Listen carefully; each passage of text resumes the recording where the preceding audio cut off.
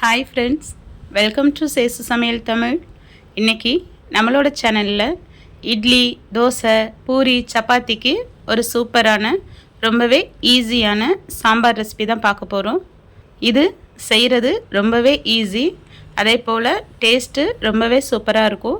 அதுக்கு முன்னாடி நீங்கள் இப்போ தான் நம்மளோட சேனலை ஃபஸ்ட் டைம் பார்க்குறீங்கன்னா சேசு சமையல் தமிழ் சேனலை சப்ஸ்கிரைப் பண்ணி பக்கத்தில் இருக்கிற பெல் சிம்பிளையும் கிளிக் பண்ணி ஆளுங்கிற ஆப்ஷனையும் கொடுத்துடுங்க. வாங்க இப்போ வீடியோக்குள்ளே போயிடலாம். அதுக்கு நான் ஒரு 200 கிராம் அளவுக்கு துவரம் பருப்பை நல்லா கழுவிட்டு அந்த பருப்பை வேக வைக்கிற அளவுக்கு தண்ணி ஊற்றி எடுத்து வச்சுருக்கிறேன்.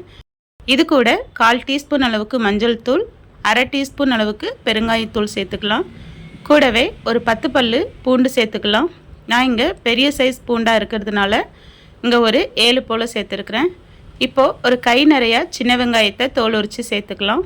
இது கூட 3 பெரிய சைஸ் தக்காளியை கட் பண்ணி சேர்த்துக்கலாம். நம்ம இதுக்கு புளி சேர்க்க போகிறதில்ல, அதனால் பெரிய சைஸாக இருக்கிற மாதிரி தக்காளி 3 இங்கே கட் பண்ணி சேர்த்துருக்கேன். இது கூட 3 கத்திரிக்காவை கட் பண்ணி சேர்த்துக்கலாம். இதை நல்லா மிக்ஸ் பண்ணி விட்டுட்டு இதில் ஒரு 2 டேபிள் ஸ்பூன் அளவுக்கு சாம்பார் பவுடர் சேர்த்துக்கலாம்.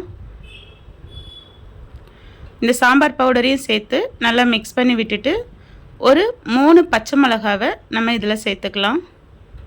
இப்போது இதை நல்லா மிக்ஸ் பண்ணி விட்டுட்டு நம்ம குக்கரோட மூடியை போட்டுடலாம். பருப்பு கொஞ்சம் கொதித்ததுக்கு அப்புறமாவே குக்கரோட மூடியை போடுங்க. அப்போ தான் நம்மளுக்கு விசில் வரும்போது அதிகமாக தண்ணி வெளியே வராது. இப்போது விசிலை போட்டுட்டு இதை ஒரு 6 விசில் போட்டு நான் வேக வச்சு எடுத்துக்கிறேன். என்னோடய குக்கரில் பருப்பு வேகிறதுக்கு நல்லா மசிஞ்சு வெந்து வர்றதுக்கு 6 விசில் ஆகும். இப்போ ஒரு 6 விசில் ஆயிடுச்சு. இப்போ ப்ரெஷர்லாம் நல்லா ரிலீஸ் ஆகிடுச்சான்னு செக் பண்ணிவிட்டு நம்ம ஓப்பன் பண்ணிடலாம். பாருங்கள், பருப்பு நல்லாவே வெந்து மசிஞ்சு இருக்குது. இப்போ இதை நான் இந்த கரண்டியை வச்சே லைட்டாக மிக்ஸ் பண்ணி விட்டுக்கிறேன்.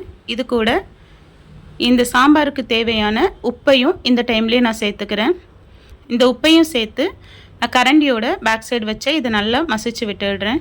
உங்ககிட்ட பொட்டேட்டோ மேஷர் இருந்ததுன்னா நீங்கள் அதை வச்சே இந்த பருப்பை மேஷ் பண்ணி எடுத்துக்கலாம். இப்போ இதில் ஒரு பீஸ் அளவுக்கு தேங்காயில் ஒரு 1/2 டீஸ்பூன் அளவுக்கு சீரகம் சேர்த்து தண்ணி ஊற்றாமல் அரைச்சி வச்சுருக்கிறேன். இப்போ அதை சேர்த்துக்கலாம்.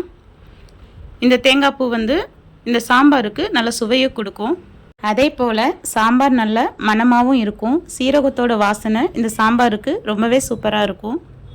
இப்போ இதை நல்லா மிக்ஸ் பண்ணி விட்டுட்டு இந்த சாம்பாருக்கு தேவையான தண்ணியை நம்ம சேர்த்துக்கலாம். இப்போ இது இந்த கன்சிஸ்டன்சியில் இருக்குது. எனக்கு இன்னுமே கொஞ்சம் சாம்பார் தண்ணியாக வேணும். இது கூட இன்னுமே நம்ம கொஞ்சம் தண்ணி சேர்த்துக்கலாம். நம்ம இதுக்கு மேலே சாம்பாரை இன்னும் கொஞ்சம் நேரம், இன்னும் ஒரு 2 நிமிஷம் கொதிக்க வைப்போம். இந்த டைமில் நீங்கள் உப்பெல்லாம் செக் பண்ணி பார்த்துட்டு சாம்பாரை ஒரு 2 நிமிஷம் கொதிக்க வைக்கலாம். நம்ம கொதிக்க வைக்கிறதுனால சாம்பார் இன்னும் கொஞ்சம் திக்காகும். அதே போல் நம்ம ஸ்டவ்வை ஆஃப் பண்ணதுக்கு அப்புறமா கூட சாம்பார் கொஞ்சம் கெட்டியாகும். ஒரு 2 நிமிஷம் நல்லா கொதிக்க விடலாம். இப்போ ஒரு 2 நிமிஷம் ஆயிடுச்சு. இதில் நறுக்குன கொத்தமல்லி இலைகளை சேர்த்து நல்லா மிக்ஸ் பண்ணி விட்டு உப்பு செக் பண்ணி இறக்குனா சூப்பரான சாம்பார் தயாராகிடுச்சு.